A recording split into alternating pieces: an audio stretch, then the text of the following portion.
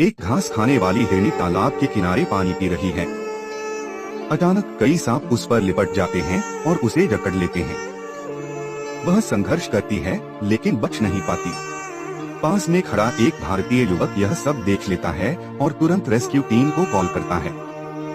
Team तेजी से घटनास्थल पर पहुंचती है, सांपों को हटाती है और हिरनी को मुक्त कर देती है। हिरनी सुरक्षित जंगल की ओर भाग जाती है। हिरण के लिए सब्सक्राइब करें।